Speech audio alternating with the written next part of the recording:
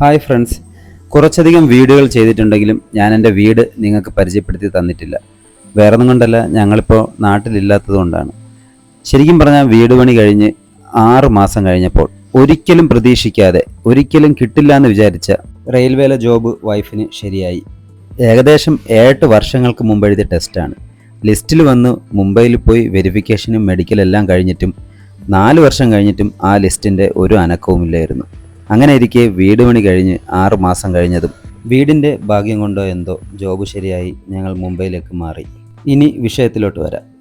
ശരിക്കും വെക്കേഷന് നാട്ടിൽ വന്നതിന് ശേഷം നാടായ നാട് ചുറ്റി കാടും മലയും കുന്നും എല്ലാം കയറി വീഡിയോ എടുത്തുകൊണ്ട് നടന്നപ്പോഴും സ്വന്തം വീടിനടുത്ത് സ്വന്തം പറമ്പിൻ്റെ ബാക്കിലുള്ള ആ വെള്ളച്ചാട്ടം നിങ്ങൾക്ക് പരിചയപ്പെടുത്തി തന്നില്ല.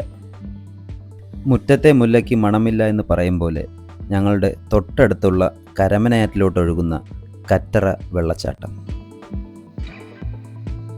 കുഞ്ഞുനാൾ തൊട്ടേ നീന്തിക്കുളിച്ചും കളിച്ചും വളർന്ന ഞങ്ങളുടെ സ്വന്തം പുതുക്കുളങ്ങരയുടെ പൊങ്ങല്ലി എരപ്പെന്നറിയപ്പെടുന്ന കറ്ററ വെള്ളച്ചാട്ടം. പുതുക്കുളങ്ങരയുടെ പൊങ്ങല്ലിയെയും ചേങ്കോടിനെയും ബന്ധിപ്പിക്കുന്ന കരമനയാറ്റിൻ്റെ കുറുകെയുള്ള ചെറിയ കലിങ്കാണിത്.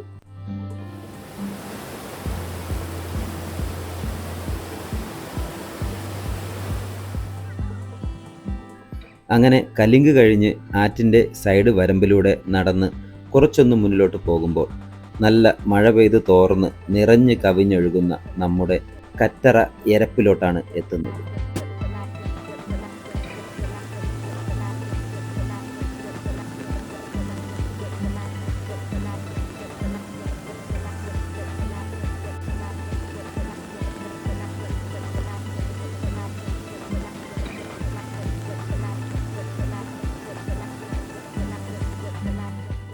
രണ്ടു മൂന്ന് ദിവസത്തെ പെരുമഴ കാരണമാണ് വെള്ളം ഇത്രയും കുത്തിയൊഴുകുന്നത്.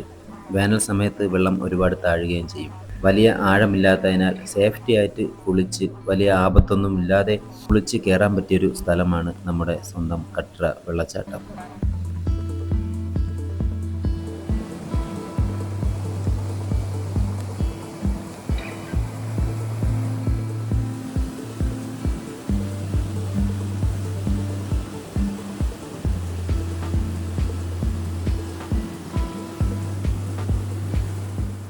ആര്യനാട് നെടുമങ്ങാട് ഭാഗത്തുനിന്ന് വരുന്നവർക്ക് പുതുക്കുളങ്ങര വന്ന് പൊങ്ങല്ലി വഴിയും ചേങ്കോട് വഴിയും കറ്ററ എത്തിച്ചേരാൻ പറ്റുന്നതാണ്.